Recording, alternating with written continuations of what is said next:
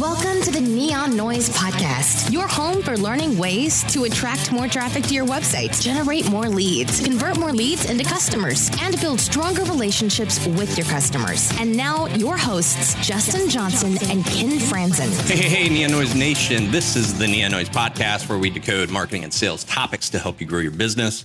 What's going on, everyone? This is Justin Johnson, and with me, I have my co-host, Mr. Ken Franzen. Ken, how's it going today?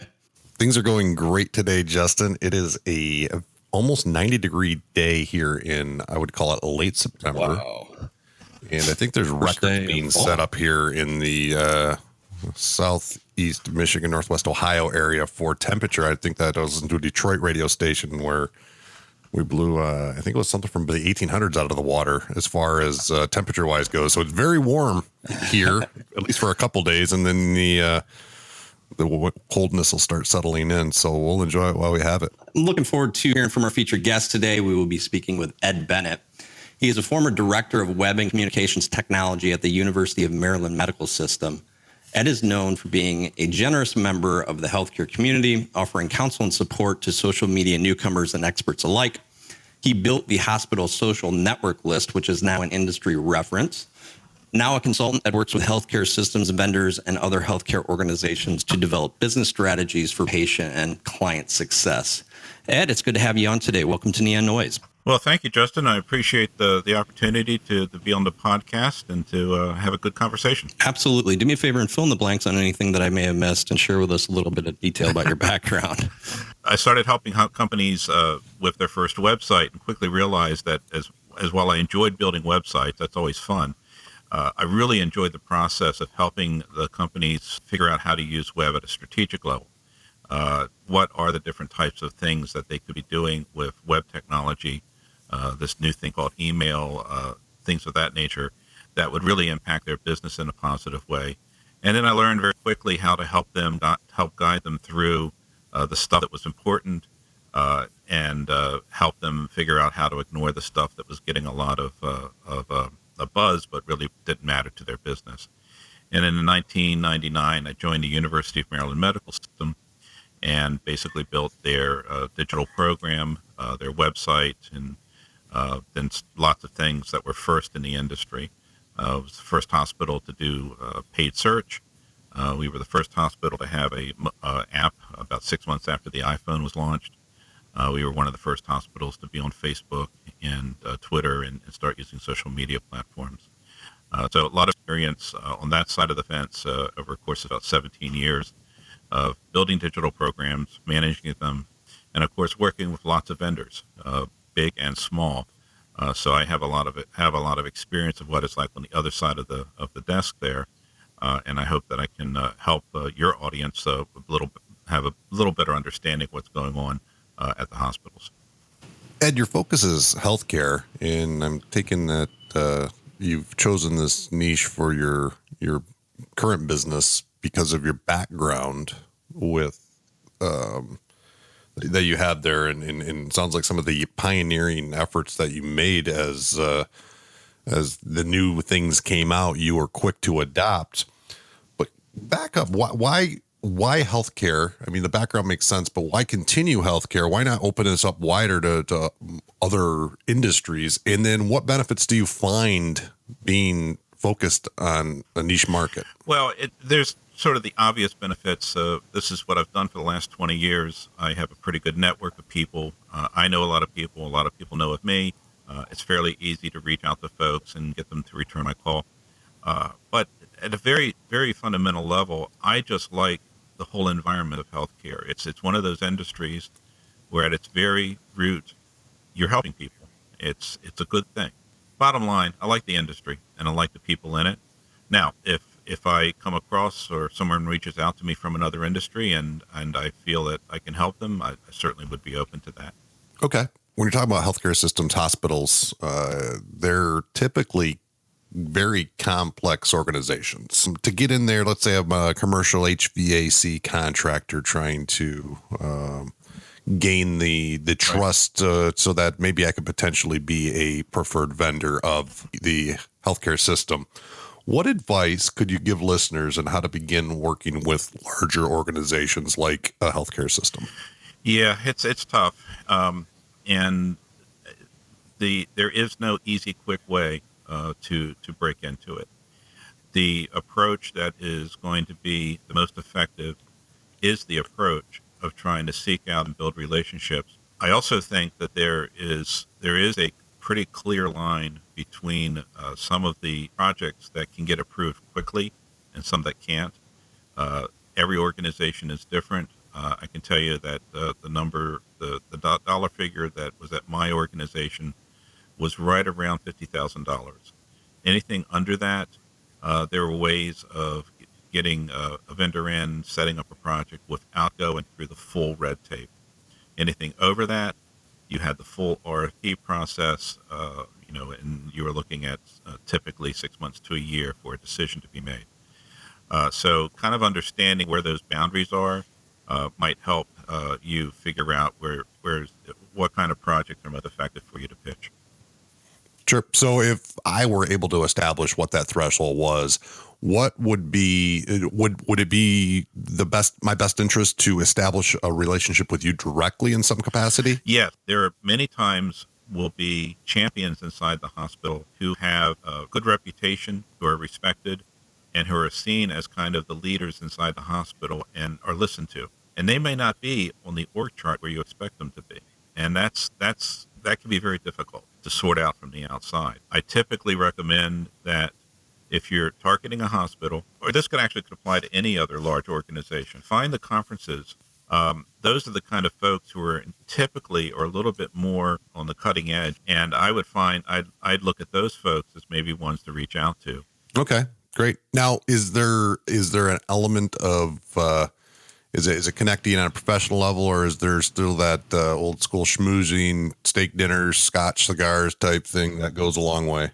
I never got scotch and cigars in the 17 years I must have been doing something wrong, because I never got a cigar. That's for sure. I think maybe had a drink once in a while, but there is, I think, a lot of opportunity for education, and this is where the vendors who successfully connected with me and got my attention were the ones who, on an initial after the initial contact, were giving me really helpful information about a particular topic. They were on a regular basis piquing my interest because they would be talking about an issue that I maybe wasn't aware of, and was giving me very helpful information that helped me make better decisions and made me look good inside the hospital.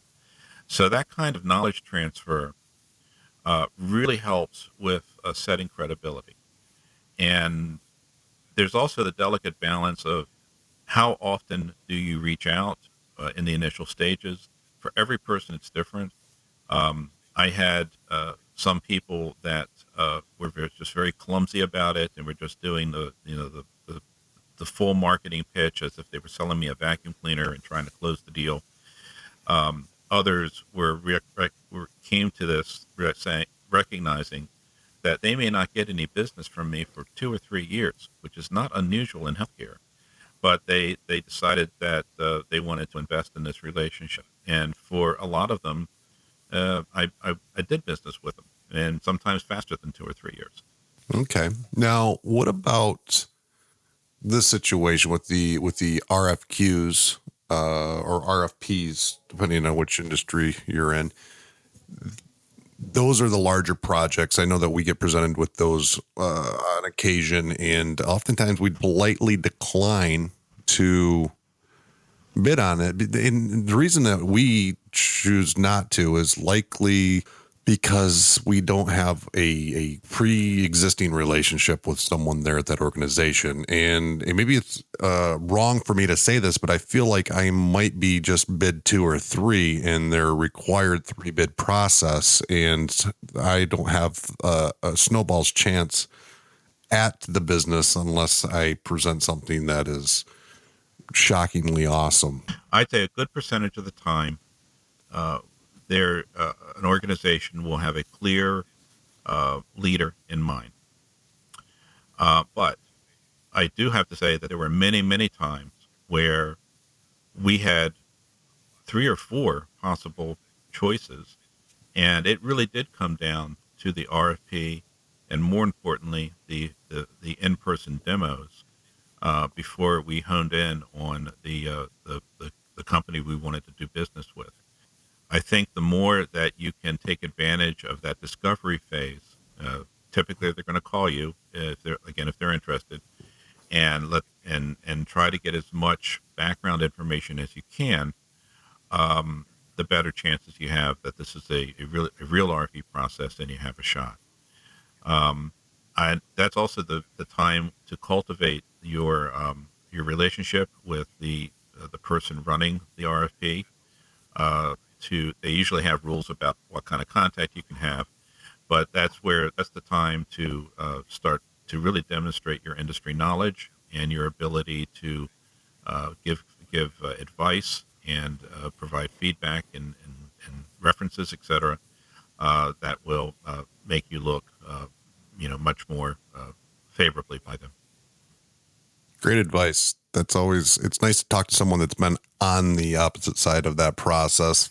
Finally, almost for my personal curiosity, because you validated some of my hunches, but then I look back at some of the ones I might have turned down, and perhaps I could have or should have explored that opportunity a little bit more, took advantage of that discovery session and to establish some rapport. Maybe I would have had more than a snowball's chance. I agree. I would never put the effort into responding to an RFP that came to you cold without a couple of good, solid phone calls or face-to-face meetings, if that's possible.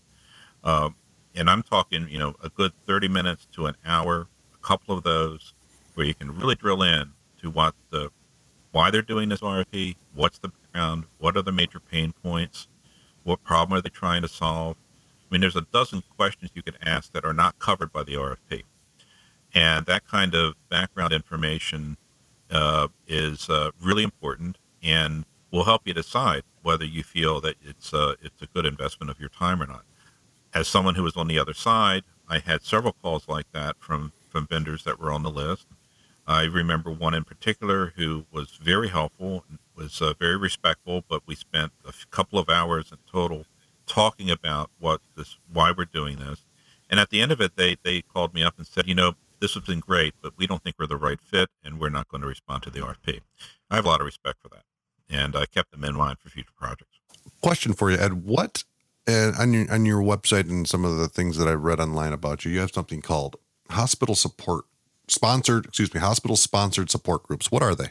Just a little background. I've sort of became known in the industry because back in 2009, I set up a list of hospitals that had social media accounts. Back then, it was very controversial. Hospitals in general blocked social media for both their patients and for their workers. And there was this really bad negative opinion about hospitals doing social media. Just not appropriate, not in keeping with the seriousness of what we do. What a ridiculous notion that we would have a Facebook account and so forth. So, but there were some hospitals that were doing it. And there were many, many more people like me inside hospitals that were fighting to get their hospital to adopt social media. So the list was built as a way of helping those people because the biggest motivator for hospital executives to do something is when they see that other hospitals are doing it. So that list was a tool for those folks to use. I started with about 100 hospitals and about 200 social media accounts, and by the time I was done with the list, we were up to 1,500 hospitals and 6,000 social media links. So the industry really started to adopt it, and it was a fairly quick turnaround. As I have been working with other vendors as a consultant, I've been looking at other types of lists that I could maintain that would that could possibly have the same effect. And one of those lists is the one you mentioned, which is hospital-sponsored patient support groups. And this is essentially something as simple as a Facebook group page. There's also lots of other platforms where you can have kind of a group, social media group, but it's not on Facebook. There's other platforms. There's a company that I work with that has a really fantastic mobile app for patient communities.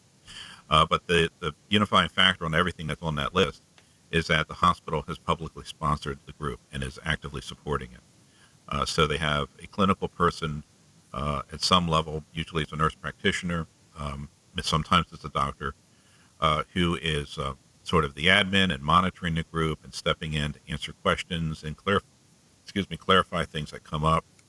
But the group is there, and with under the sponsorship and name of the hospital in question. And hospitals that are doing this have found some pretty amazing benefits for the patients and for themselves. The first big benefit is that the and see, in general, the groups are usually focused on a particular condition. So the first group I set up at the University of Maryland was for liver transplant patients. And so these are folks that have a very serious medical condition. They are going to be on anti-rejection drugs for the rest of their life. These are serious drugs. They have side effects, et cetera. So there's an ongoing medical condition and need that they have. And the group we set up was a secret, closed Facebook group, and it was run by the nurse practitioner who was doing the traditional face-to-face, real-life support stuff, where people every quarter, every 3 months, they would drive into the hospital, have some coffee and donuts, sit around in a circle, and talk to each other for a couple of hours. She came to me and said, "Why can't we do this on Facebook?" And I said, "We should do it on Facebook," and we set it up. She has been doing this now for almost 10 years and has found some very interesting benefits. First of all, the patients are doing all the normal support stuff where they're supporting each other emotionally, and and that is a very positive factor in the control of their condition.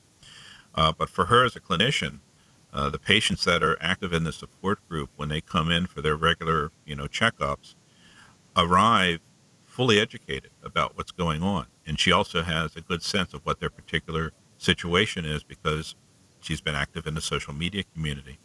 And she says the time that I spend with them now on their clinical appointment is much more efficient. And we can really drill down and focus into their particular issues, talk about things that would not be appropriate in a social media platform. But they come in fully educated, and I can skip a lot of the stuff that I would normally have to do and just really drill down into the stuff that's important. That's an amazing leverage of social media that I would have never really considered. And I could see how beneficial that is for that face-to-face time. Yeah. And there's things like, particularly when you have a tight community around a single condition, something will pop up on the news saying there's a new XYZ study that says if you do this, you're going to die if you have this condition, the normal stuff that happens out there. And she can, the nurse practitioner will she'll log in the morning and she'll see the group talking about the latest report. And some of them might be very concerned, and some of them might be, skeptical about it. And there have been more than one occasion where she'll say, "Hey, I just heard about this report that was in the New York Times. I'm going to reach out to the head of our practice and get his take on it or her take on it. I'll be back to you in a couple of hours." She comes back in a couple of hours and she says, "I talked to Dr. Smith. Dr. Smith says, don't worry about this. We know about it. It's not something that we are freaked out about. And if you're concerned, here's some material that we know is legit to read about. If you're really concerned, please call us. We'll talk to you. But this is the information you need." And in general, so there'll be 200 or 300 people that initially woke up kind of freaked out about something they read in the news. And within, 4 or 5 hours, they've been reassured by the medical experts they trust. How important is that? That's unbelievably important. Unbelievable. And that's the type of thing Absolutely. where the power of social media is really demonstrated. And it has nothing to do with selling stuff.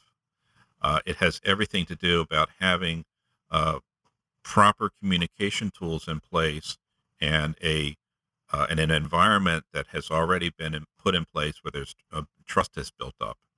And when you have that, you can do all sorts of things like I just described.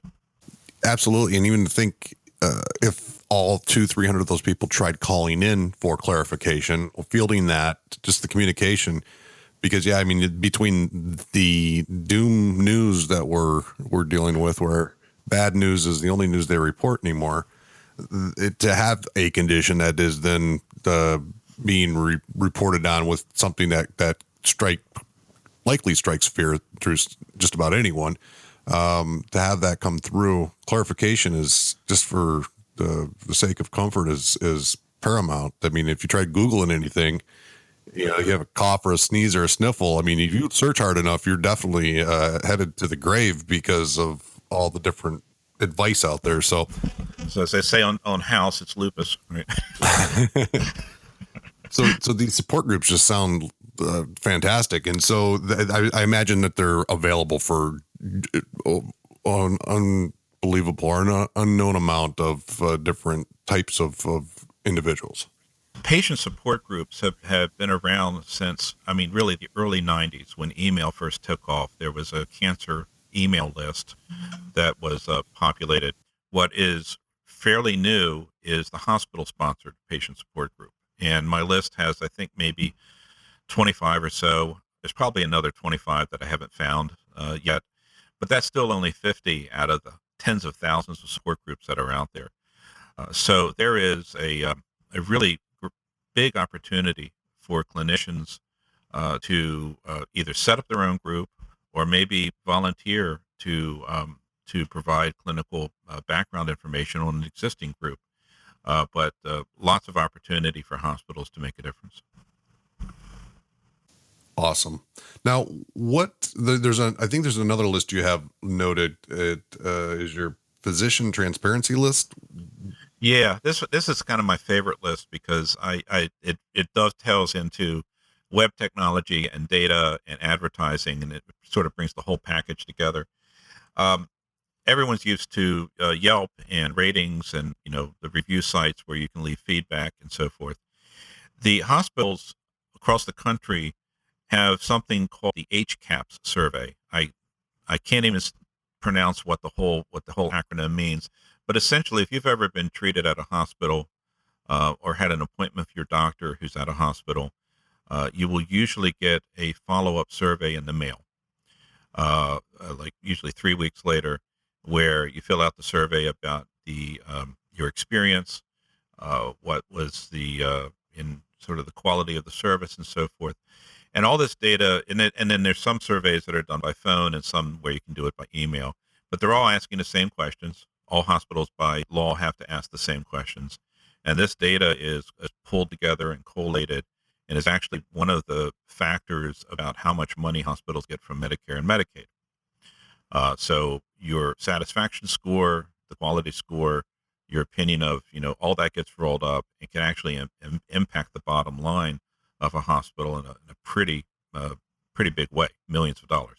So hospitals have been doing this for about 6 or 7 years at least, and they've been sitting on this enormous trove of feedback, star ratings, comments, that generally has been used for internal purposes. They have to do it by government regulation, but there's this wealth of data, and they're using this data to identify problem areas. If everyone's complaining about the parking, or everyone's complaining about the cafeteria food, or what have you, or even identifying problematic doctors or practices, if there's issues that will arise at that level, and going in and helping to fix it. What's relatively new is that some hospitals have started to publish this on the hospital's physician directory on their website. So that list is tracking the hospitals that are doing this. This is a huge game change for healthcare. Very difficult for doctors to, the vast majority of, I'm not going to say the vast majority, a significant segment of the doctors really oppose this. They hate the idea that they're being treated like a product on Amazon where people give star ratings and feedback. However, patients love it, and the hospitals, once they get the buy-in from the doctors, they love it too, because as soon as you put those star ratings and those comments on each one of the doctor's profiles in their Find a Doctor section of their website, the rankings for those doctors on Google go through the roof. There are so many examples where I've heard that a hospital is getting ready to do this, and I've done some before and after where I'll look at 10 doctors' names, I'll search for them on Google, and usually before they do this, they may show up in third-party sites like Health Grades and Vitals and things of that nature, but the hospital's website isn't on the first page of results. Once they start doing it, the hospital's website is the number one result, and they start getting huge amounts of traffic that they never received before. So it's a big win for the hospital marketing folks.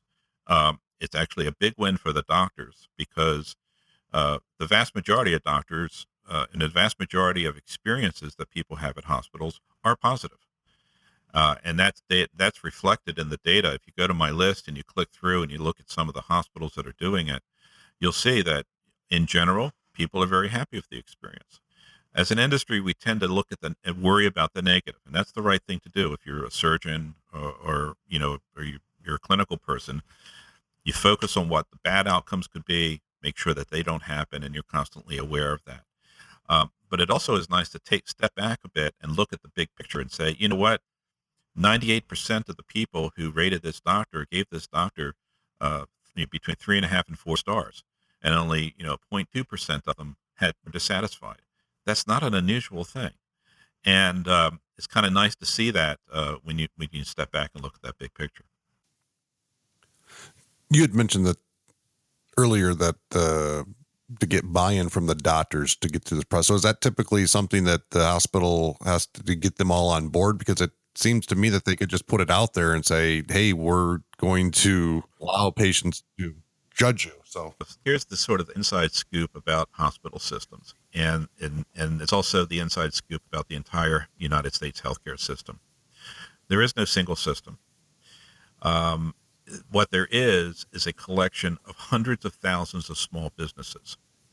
So that surgeon who did your knee replacement, that surgeon is a small businessman and has a deal, some sort of understanding or deal with the orthopedic practice that he's part of. That orthopedic practice is a independent business and has a deal with the hospital, a contract with the hospital to use their facilities and contract and work there.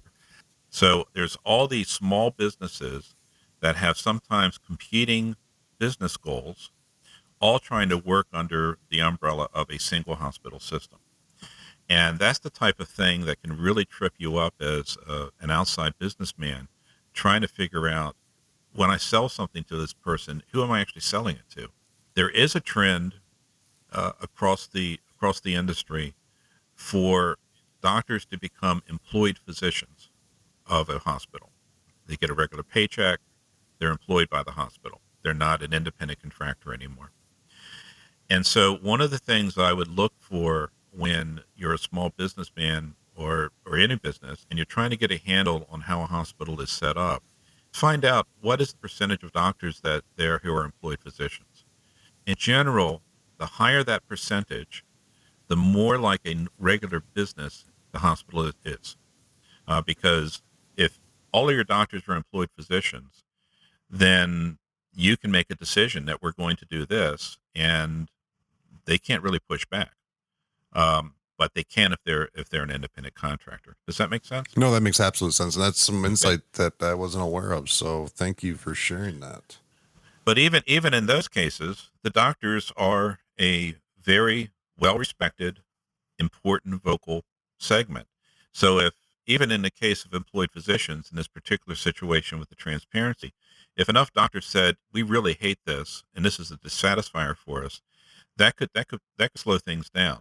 So for something as radical as this, and believe me, the whole idea of posting ratings and comments on the hospital's website was a radical idea. And that has to come from the very top. It has to be the CEO saying, we're doing this. More importantly, it has to be the chief medical officer of that facility who the doctors basically all report to or look up to, who says, we are doing this. This is important. This is part of my mission here at the hospital. I want everybody on board. And of course, the ironic thing is that once it happens and our doctors all see that the vast majority of comments are positive, they love it. And they love that they're number one on Google without having to buy ads or anything. So it's getting over that hump for this particular initiative that's so important. And I would think that as more adopt and they can see what the outcome from others has been, then it's probably going to be a little bit easier to accept. It'll be easier, right? This is just like trying to get folks to adopt social media back in 2010. A lot of caution, very conservative, and that's why new ideas take much longer to take hold in this industry than in others. There's a report online, the state of digital marketing in healthcare. You had made reference to it on Twitter at one point, and in the report, it talks about Facebook being. It says Facebook's the main social media marketing channel used by 80% of hospitals, which I found very interesting, followed by Twitter at 77% and YouTube at 74%. So let's talk. You had mentioned the private groups, but talk a little bit about, because you just said how conservative they are, and social media, I think, is something that still a lot of businesses out there aren't quite sure how to use even today. Right. How hospitals are using social media, and then why is Facebook the leader here?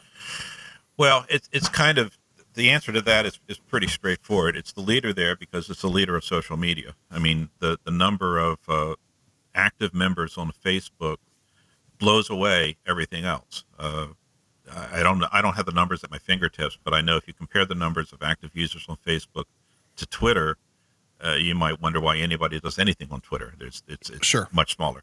So Facebook is number one with healthcare and hospitals because Facebook is number one with every industry.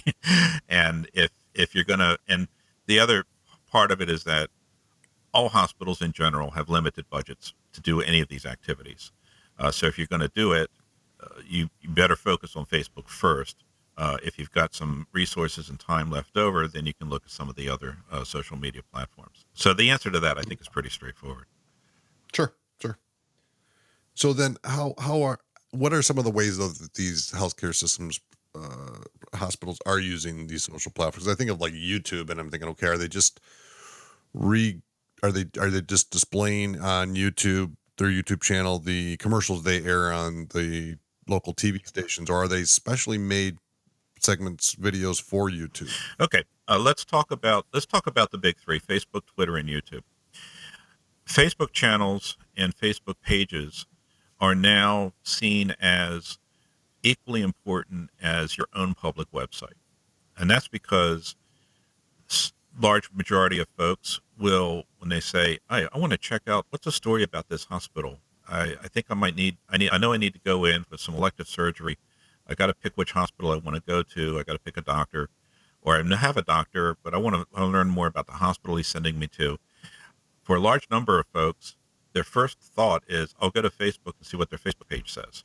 It's not, I'll go to Google, find their website, go to their website. So just basic information about who we are, what we do, what we're all about, how you can contact us, all that stuff. The stuff that you would normally have on your public website, you need to have a subset of that stuff on your Facebook page. So just basic grounding information so people that are brand new to you can get oriented. The step up from that is using Facebook as a tool to disseminate information, to respond to things that are in the news. Very typical activity will be for the marketing department to be aware of big medical news that's going on, or maybe it's a major celebrity was diagnosed with a particular type of cancer. Those types of things, when they're really big stories, they will typically go to Facebook and say, this is in the news. Dr. Smith is the expert on that particular condition, and he shot a 5-minute video talking about this and what you should know about it. Or here's an article that we posted on our blog 6 months ago but everything is still relevant, and we're posting it on Facebook for you. So they'll use that as an educational channel. The third way that they'll use Facebook is to start building and attracting communities of people who have not needed a hospital yet. So things like sports medicine, um, weight loss, exercise. There are lots of different activities and services that they can start talking about on their Facebook page. One hospital that I know was Innova Hospital down in Virginia. This was years ago, and they did an entire program called Fit for 50, where it was targeted to folks that were over the age of 50, and they had 50 days of educational information and exercise tips and so forth that was hosted by a local sports celebrity. And they built up a following of people on Facebook who joined in to do the exercise or whatever the activity was each day.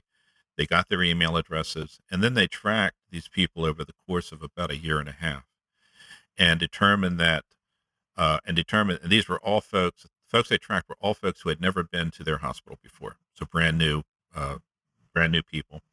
They tracked how many came in for services over the course of the next year and a half, and determined that the investment they made in this program greatly paid for itself over the next couple of years. So those are some of the things that you'll see hospitals doing on Facebook. They're getting a little more sophisticated about it, and it's still the platform of choice. In the marketing for hospitals, healthcare systems, do you see the trend starting to rise from traditional means over to digital? Definitely. It's very slow. There is still a segment of folks, especially physicians, who want to see their face on a billboard as they drive into work.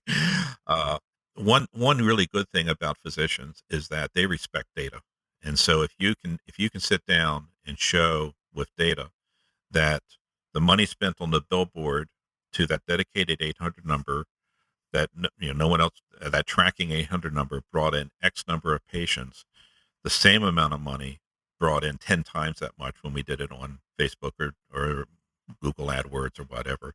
They see the data, they respect it, and that's usually the process that you have to go through. There is much more of a movement to digital spending because the cost is so low compared to traditional forms of advertising, and the ability to micro target is, well, I mean, it's fundamental. And hospitals are, one of the industries where they have to take any person that shows up at the hospital in the ER, they treat. So it's every different segment of the population, based on age, income, ethnic background. It's just a completely open, unified, or what's the right word, homogenous group that's coming in. But these folks have hundreds of different issues and conditions. So the opportunity to micro-target a particular group only exists in the social media and digital platforms. It is amazing how pinpointed you can get with digital. So Ed, I have to ask you, your background is amazing, and some of the pioneering that you've done. There's a lot of firsts that you've done, and with that had to come with some, hey, I see trends coming down the line. I see things coming in the future that are applicable. And now you can. Now you're going to ask me what the future I want to know what the lotto numbers are tonight. No, oh God, I wish. I'd like to really see what you're working on right now. What you're really excited about, what's going on right now. And then maybe, what do you think is coming down the line that, and maybe not particularly just for healthcare, but overall that has you excited? And I'm not asking for predictions, but just what has you very excited. Well, what I'm working on now is a new service that I'm putting together for the industry, the healthcare industry, and especially the marketing, digital communications folks, which is going to be a vendor directory. I snagged the domain martech.health. There is a top-level domain called .health that I researched, and these guys, I think, are doing the right thing. But it's going to be a very deep resource for the healthcare marketing folks. There will also be, of course, opportunities for hospital clients to provide star ratings and feedback on the vendors, and I believe that will be a very important part of the value of the vendor of the directory, because there are so many technologies that are popping up. It is very hard for the people inside to keep track of this stuff. I'm going to provide a lot of educational material for each of the categories, so they can understand and template RFP questions. Here are the questions you should ask of a particular vendor in this category, and so forth. So I'm pretty excited about that. Hopefully, it'll make me a little money, and I can live on that for a while. But I'm really excited about bringing something of substantial value to my my industry. So that's what I'm working on now, and look for that probably towards the beginning of next year. Very interesting. Hey, Ed, what is the best way for listeners to get in touch with you? Well, if they just Google Ed Bennett, they'll probably find me. I'm at ebennett.org, although I'm also launching a new website called edbennett.health in probably next year. But that's the easiest way. Just go to ebennett.org. If you're on Twitter, my Twitter handle is Ed Bennett, and I love to talk to new folks on the phone. I love that kind of networking. And so if you reach out to me, be prepared for me to say, hey, can we just take this to the phone for a nice 10-minute phone call and do that. And I welcome talking to anybody, any of your listeners who wants to learn more. Beautiful. Hey, before we say goodbye, if you had one piece of parting advice for our listening audience, what would that be? Be patient. Be patient with the folks inside the healthcare industry. They're working really hard. They're trying to juggle so many complicated things. But once you get in the door with and get a client inside one of these organizations, and you do a good job, you're there for life. Because if you prove yourself to an organization like a healthcare organization, they're going to reward that with loyalty to you. And so, although it looks kind of daunting with the amount of time that it takes to close the deal, I believe for the most part it's worth it. So true. So true. Neon Noise Nation, we hope you enjoyed the conversation today with Ed. Be sure to go over and check out his website at www.ebennett.org. Ed, thanks again for being on the show today. The show notes from today will be available at neongoldfish.com/podcast. Until next time, this is Justin, Ken, and Ed signing off. Neon Noise Nation, we will see you again next week. Thank you for listening to this episode of the Neon Noise Podcast. Did you enjoy the podcast? If so, please subscribe, share with a friend, or write a review. We want to cover the topics you want to hear. If you have an idea for a topic you'd like Justin and Ken to cover, connect with us on Twitter at Neon Goldfish or through our website at neongoldfish.com.